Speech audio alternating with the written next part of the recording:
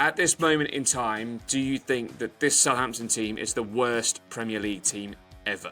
I feel like we're not quite the worst team ever, but we're definitely in the picture. I still feel like we're at least competing in games, and that's good to see. I mean, the points tally show if we don't beat Derby's record or we don't equal it, we are the worst Premier League team ever. We set a new record for the fastest ever team to be relegated from the Premier League. Every week, just getting battered.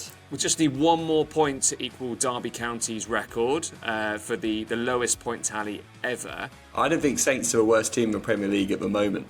Southampton can't do anything. Thanks for being the worst Premier League manager ever and getting us 4 points. Do you still think it was right to get rid of Russell Martin? I do not. I didn't at the time because I couldn't actually see a manager actually doing any better than how he was doing. If we lose every game, 100% we're the worst team ever. I still think that Derby should be considered the worst of all time.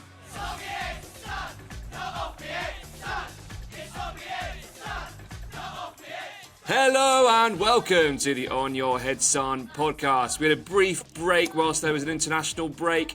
I was in Zimbabwe. Andy, what have you been up to? Absolutely nothing. I hate international football, apart from Dan Burn. Yeah. Excellent. And Matthew, what have you been up to? Oh, I've done absolutely everything. I've been here, there and everywhere and off on a stag do on Friday. Good old Amsterdam. Oh, hello. Could you get a more stereotypical stag do destination? We can't wait to hear about that next week. Anyway, so since last week, we've had 2 Premier League game weeks. Perhaps that's not going to be the main focus of conversation. We've got some other more exciting things to talk about later on. But first of all, Andy, for you, what is the game to pick out from last weekend? Well, the game to pick out is where we're going home, back down to the Championship, where we got relegated. 3-1 against Spurs, who have had a terrible season, but not half as bad as Southampton. We look shocking.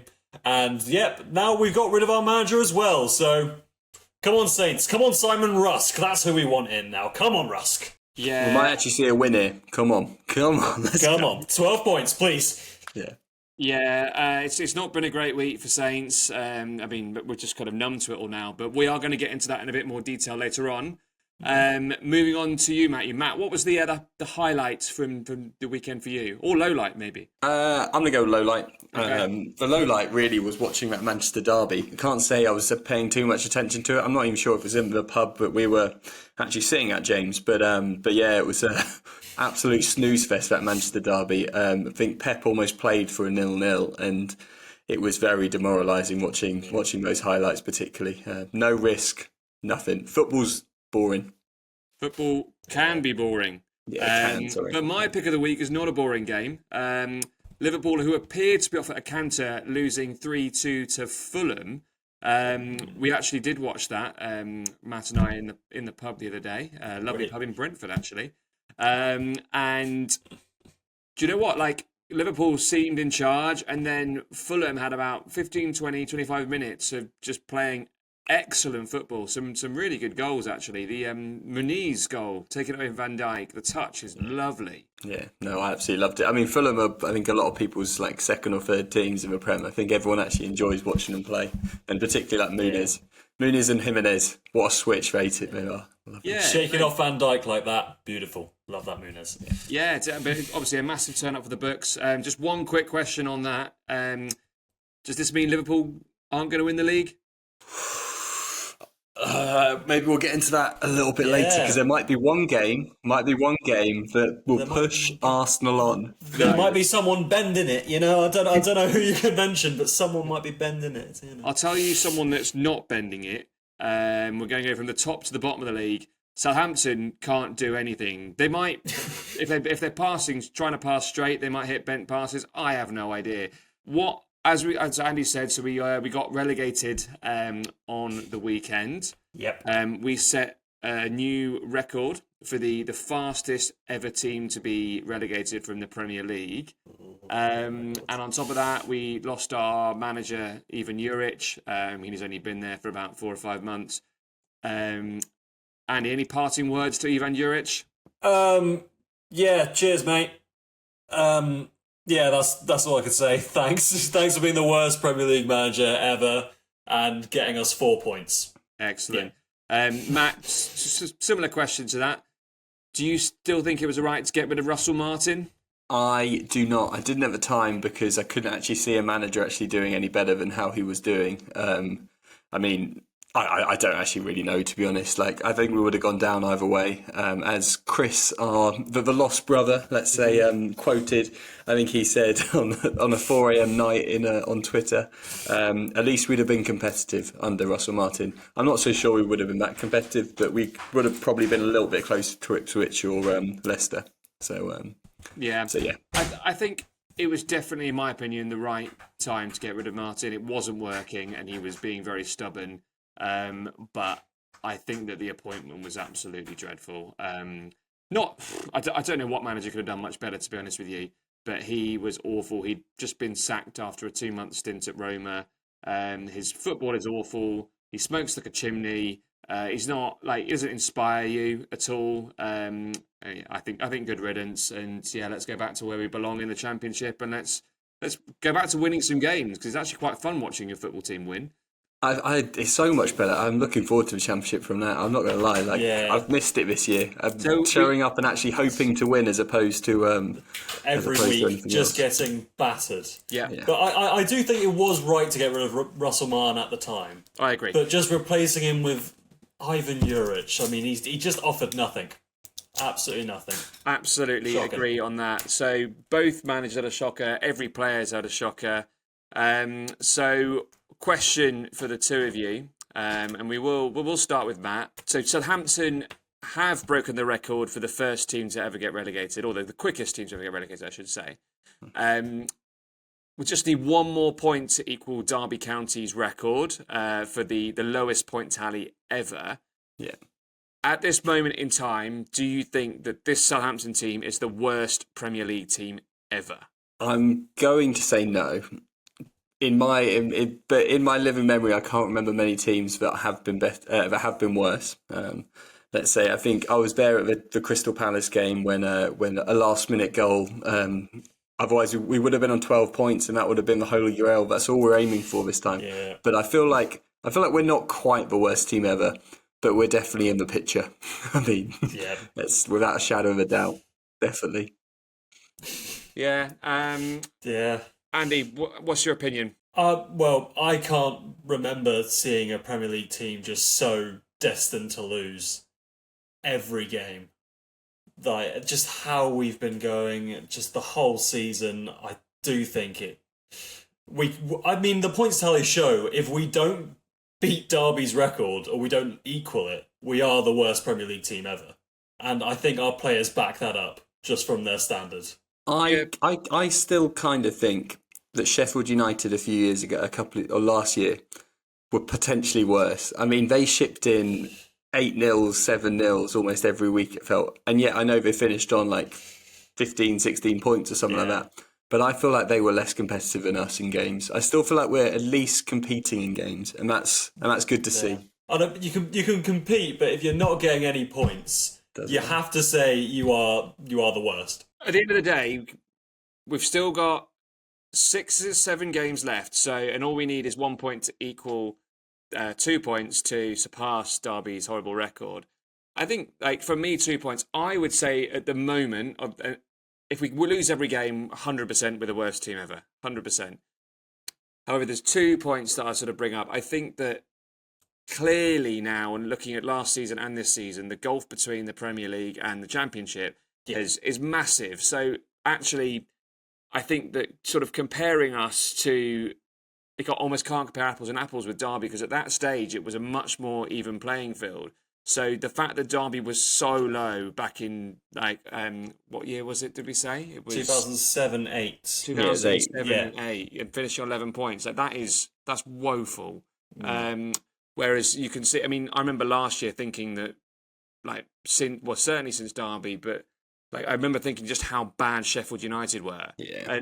But the fact that it's happened kind of 2 years in a row. And Sheffield United finished on 16 points last year. It's feasible that Southampton could finish on that. It's unlikely. We'll probably finish around the 13-14 mark, probably. But, yeah, so that's why I just think that Derby unless Southampton don't win anymore, then I still think that Derby should be considered the worst of all time. The other point that I just wanted to make as well, and I'm going to be all statistical nerd here. If you look at the expected points table for this year, expected goals versus expected goals, Southampton are actually 18th, which would suggest that we shouldn't be like as bad as we are. Don't get me wrong, we're still awful. We'd be on. I'm just looking at it now. Is it 18 points? 18 points would be on. So not great, but it would be lovely. It'd be beautiful in comparison. So just by that definition, like I think that, and from actually being at games as well this season, there are a couple of games where I feel like we've either deserved an extra point or an extra We're competitive. two. We're competitive. I think yeah. in games, I think where Sheffield, I compare them to last season. I think they got rolled over in every game, and then they snuck a few points here and there, and that's it. Like kind of what we've done. We've snuck a few points here and there, but I think in each game, I think we've been relatively competitive. Not each game, in most games. There's been a few. Some games, some. There's been a few. But I actually just want to put a point out there right now. I don't think Saints are a worse team in the Premier League at the moment. There's one other there who hasn't scored a home goal in like over 12 hours now. And they're an absolute mockery. They've lost 8 home games in a row. Saints can never do that. They're unbelievable. Don't be rude. Don't be rude, Matt. Don't be rude. Yeah, exactly. Yeah, shout out Leicester City. Shout out rude. Leicester City. Like good friend of mine, Tom Ryan. Shout out Leicester City fan. But we're like they're worse than us at the moment. They are, and we have our big crunch match May the 3rd at the King Power. Yeah. That is the game which we should. Our cup final. At least our cup final. It's our cup final, really. Yeah. Yeah, but we need a win because I don't see where we're getting a draw or a win anywhere else. We need that desperately. But like, James, I do think you raise a good point with the difference in the Championship and the Premier League now. There's just the gulf in terms of the money, in terms of like what teams can actually afford going up. Yeah, it's just ridiculous. I mean, you saw Forest actually broke the FPL rules, and now they're sitting pretty, aren't they? You know? I'm gonna wrap up this conversation on Southampton actually by moving that to Nottingham Forest and the expected goals. Do you know that by expected goals, Nottingham Forest sit in 13th? Expected points.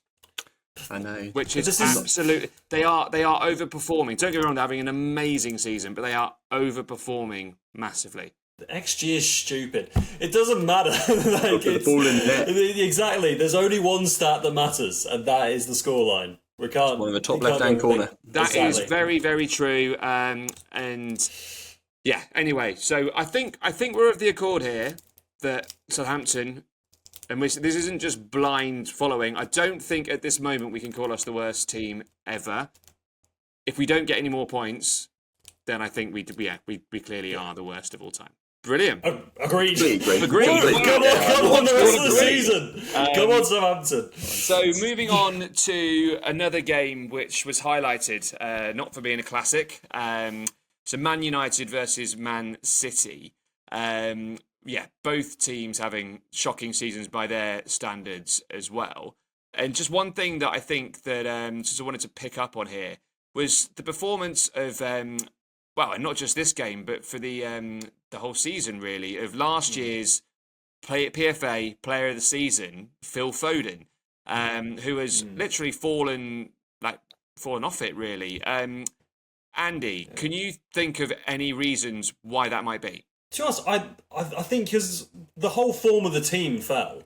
And I don't know if that's taken like a confidence knock off him or something, but he's just not playing to the same standard he was last year, creating those little pockets. He's not playing off Haaland very well. So you could maybe say, is it Haaland not doing the target man job that he was doing last year? I don't know. I'm not seeing him get into these little pockets just on the edge of the box, create space for other players to move into. Yeah, I don't know what it is. I can't put my finger on it. I think I've got one reason. Rodri. They don't develop the ball as fast as they do with him, and hence he's the one probably actually suffering from it most. And Haaland as well, but I think particularly Foden in the pockets. You watch Man City play; they play with no risk whatsoever. They play with a lot of risk all the time. No, I got it wrong. They play with no there we risk start. all the time. Literally, just every pass is very much sideways with either Gundogan. I don't know who else played CDM this year. Rico Lewis, Kovacic. Like all of it's very much sideways and like occasionally forward, but very like just towards the wing. I don't think Foden's the positions.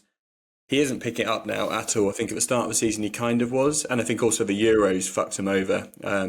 That abuse he got there almost. But yeah, I think the main reason, to be honest, is Rodri. They're not developing the ball anywhere like as much they do. Yeah. So both of you have given old Philly boy a bit of an alibi there. You've both lent on the fact that it's Man City not playing well, and Matt's gone into more detail and said that the reason is because Rodri's not playing because he's injured. So, I mean, the thing is, like, he's still, when he does get in the pockets now, he's not as clinical as he was as well. Yeah. So I think there's an element of both, and maybe it's the fact that he's not got the same rhythm like that he had last year, where he had that ball coming into him again and again and again, and maybe he just doesn't have that anymore, and he's not in that same mind frame. I did actually, like, so my point that was going to be, linked to the Euros and everything as well, because he came off like an astounding season last year, and then like he went into the Euros and he was the one player last year that Southgate just didn't he felt like he had to put in the team, but didn't know where to put him because he decided that he was going to be putting Bellingham above him in that sort of like free roaming cam role, if you will. Yeah. So he was just thrown on the left wing, which isn't Phil Foden's position at all. And I think that Foden got abused for some of his performances, but like again, not his position, not like where he played, and I don't know whether that affects him or not. I tend to agree. I think it did affect him. I think a lot of that did. I think as well as obviously City not playing as well. I think, but that mentally would scar you. Like naturally as a footballer, like if you're getting abuse every time you go on a football pitch, you're going to end up playing a bit shit.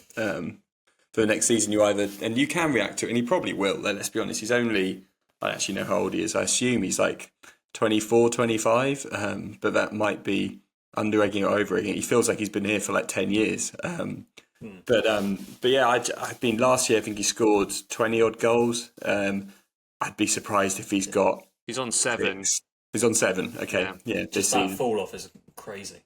And but a lot of it, I think, is to do, like you said, when he's in the pockets as well, he's not looking like he's going to create anything. He's actually a culprit of playing sideways as well. Yeah.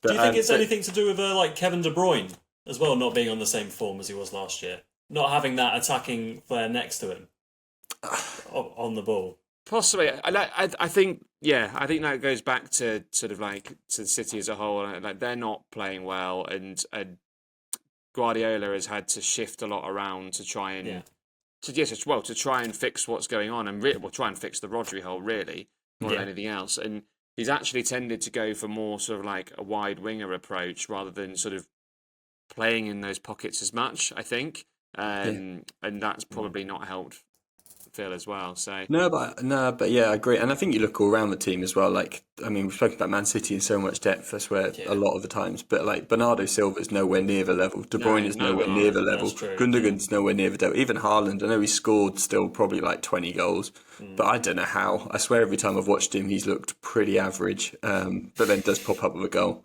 So I guess that's what he does. That is what he does. Annoyingly, that's what he does. But just he does seem to affect the team.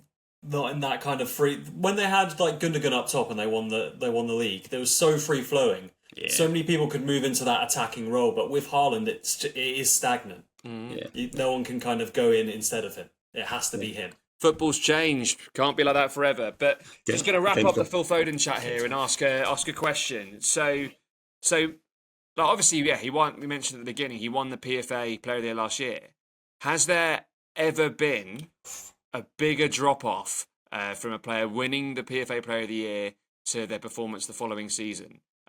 Matt, do you have an example or anyone you want to sort of bring up? I've got potentially 2, and one is, I'll start with one and then maybe do the other one. One is Eric Cantona. He won it in 93-94, and then famously in 94-95 he did something a bit mental.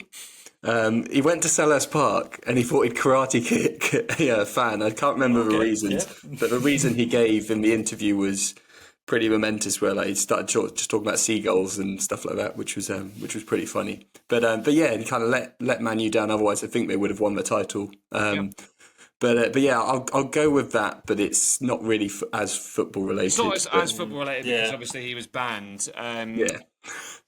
Andy, was there anyone that you can pick out? Well, looking from this list of the PFA win, there's not a bigger fall off than Phil Foden for me at the moment. No, like obviously some of them might have I could moved. try and argue, but yeah. Some of them might have moved abroad or like. I thought Hazard, if you're saying from Hazard when he went from Chelsea to Real Madrid, but I think this is before when he won that, didn't it? So the one after him, Riyad Mahrez. There's an argument there. That first year at City, he was not great at all. That's right. He struggled that first year, Although but then he really came actually into think it he was after still it. at Leicester then. He didn't go straight to City from Leicester. So that's a shout. And then I think the one that we all sort of looked at, Teddy Sheringham won a PFA Player of the Year. Really? Okay. Great. Good for him. Good for you, Teddy. I think it's a good conversation, really. And I think certainly from first viewing and without sort of digging into the numbers and everything, I think that Phil Foden definitely has a shout for the biggest drop off. I agree. 100%. Completely agree. And talking of a Champions League legend like Teddy Sheringham, famous for his one goal, really, let's be honest. But did anyone watch? We're filming on Wednesday night. Who watched Arsenal last night? That was the worst segue. That was worse than some of my segues. That was not smooth. I was really struggling to stay with you on that one. It's like the tenuous link. It's a tenuous link. But Arsenal Madrid, come on.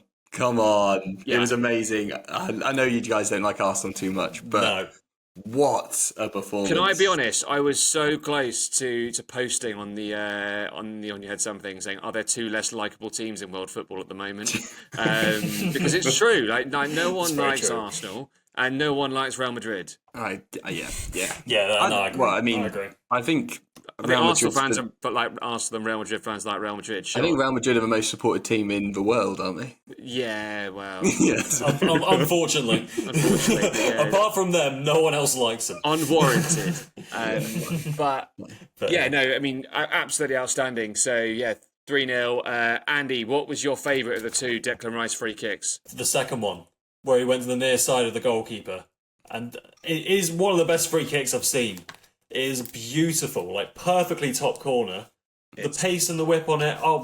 And that's the second one of the night. It's amazing. Amazing night for Declan. Fair play.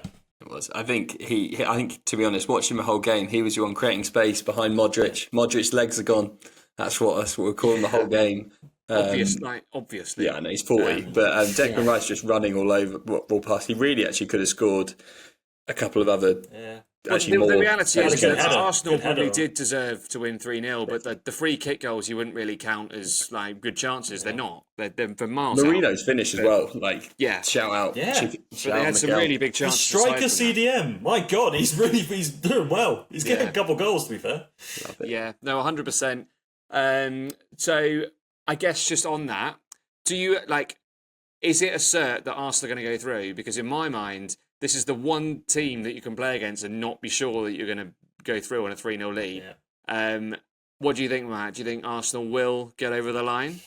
I think they will. Yeah. But you can see either way. You can see Mbappe suddenly scoring 4. You can see Vinicius scoring 4. You can see Rodrigo scoring 4. You can see Bellingham scoring 5. But yeah, I don't like. Yeah, you're gonna go through the whole team. Yeah, Bellingham gets an extra one actually, so that's pretty good. Well, Camavinga can't. That's the only one. But I think Tchouameni's back for next, so I don't think that really impacts him too much, to be honest. It's a tough one. But the Declan Rice, particularly the first free kick, reminded me of Messi's goal against Liverpool before the 4-0, before the at the Camp Nou. miracle at Anfield. Yeah, that's good. So you never know. But I mean.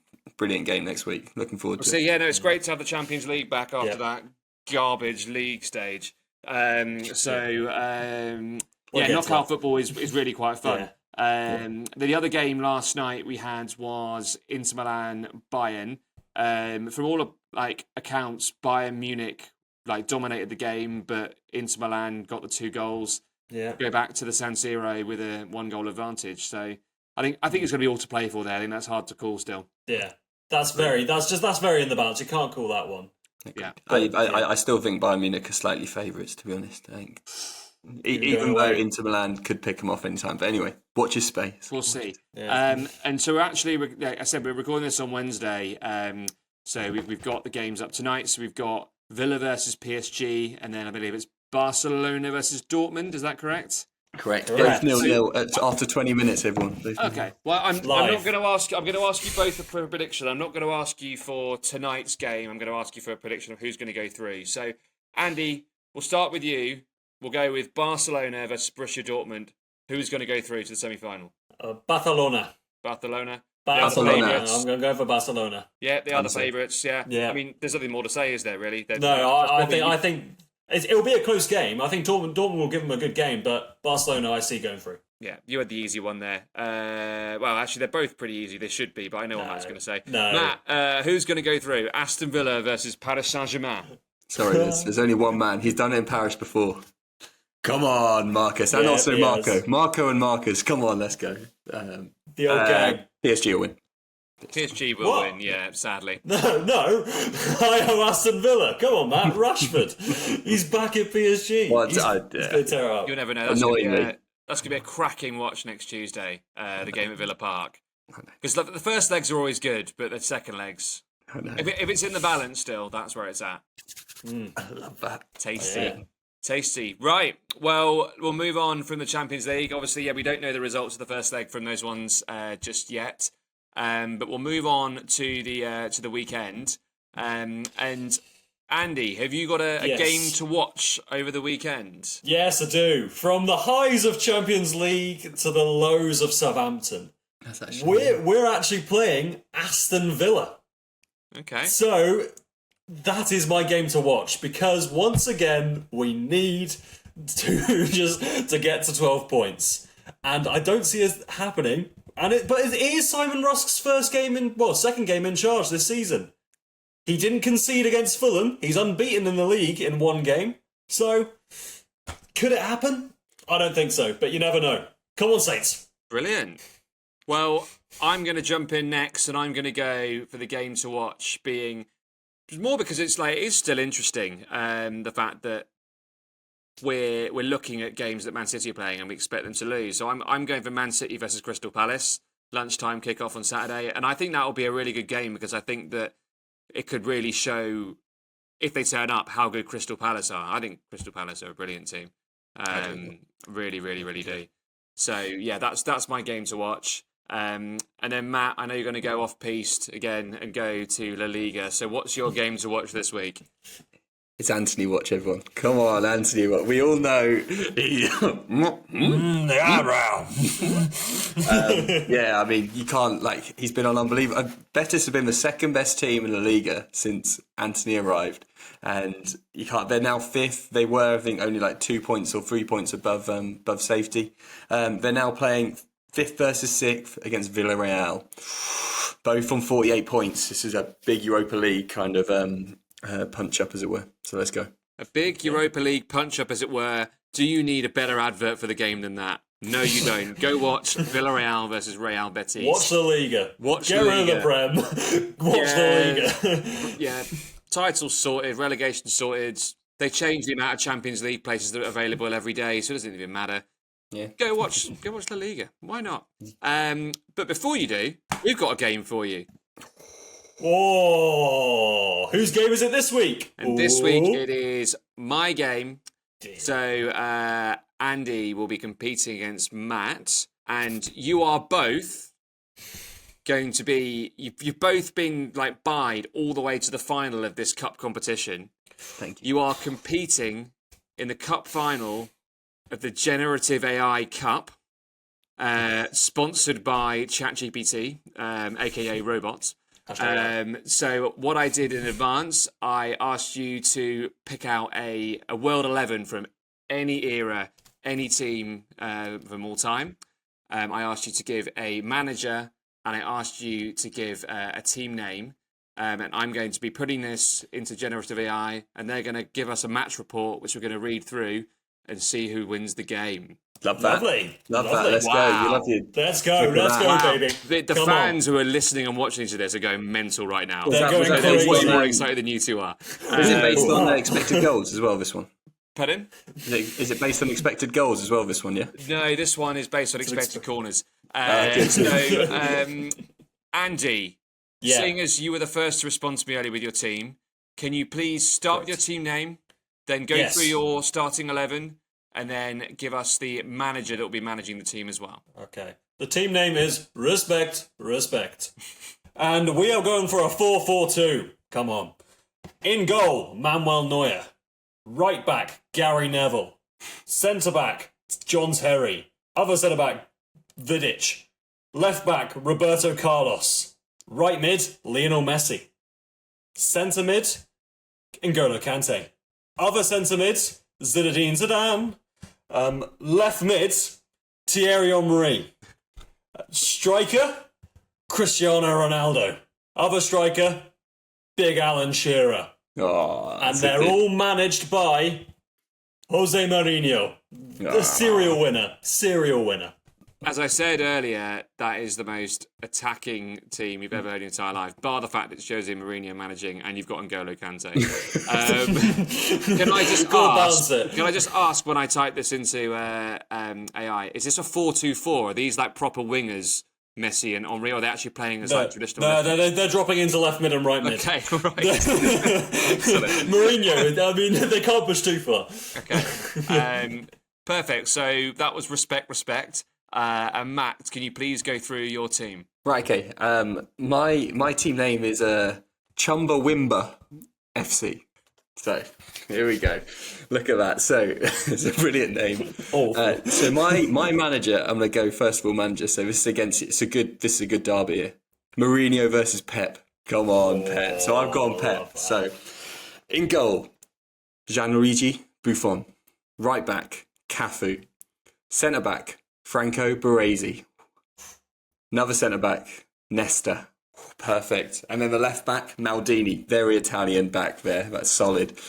CDM, Pirlo. Controlling the pace.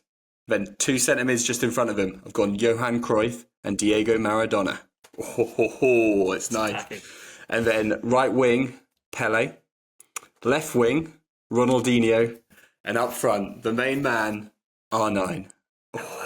Oh, it's tasty. It's tasty. Do you know what? I think odds are even on this one. Odds are even. Are you joking? No Messi or Ronaldo, Matt. We'll see. It will No depend, Messi or Ronaldo. depend how many goals Andy's like freak team can score. Wait, respect. Okay. Respect. Sorry. Respect. Sorry. Chumbawamba. No. So I know that you're all eager to find out the results, but we're going to put this into AI right now, and we're going to find the results, and we'll be back after this break. Okay, it's time for the Generative AI Cup final between Respect, and Chumbawamba. So ChatGPT's pre-match analysis is this match features two very strong teams with iconic players and world-class managers. The tactical setup and individual talent on display would make this an exhilarating encounter. Respect starts the match with a formidable 4-4-2 formation aiming to balance both attacking and defensive responsibilities. Cristiano Ronaldo and Alan Shearer leading the line. The team will look to break down the defence through speed and aerial power. On the other side, Chumbawamba deploys a dangerous 4-3-3 formation with the attacking trident of Pele, Ronaldinho and Ronaldo Nazario. After a few early chances, Pele combines with Maradona, who delivers a precise ball through for Ronaldo Nazario, who slots past Manuel Neuer to score 1-0. Come on, R9. You think this is over? You are dead wrong. Come on, Mourinho. Just minutes before half-time, Cristiano Ronaldo makes a run through the left wing, cutting inside to score a typical goal with his left foot after a cross from Roberto Carlos. That's 1-1 at half-time. Yes, love that. Come on, baby. God, the second half sees both managers adjusting their tactics. Respect asks his fullbacks to push higher, with Gary Neville providing support to Messi, while Roberto Carlos looks to overlap Thierry Henry on the left. The added pressure pays off as Messi delivers a perfect cross for Alan Shearer, who heads in a powerful goal, putting respect ahead at 2-1.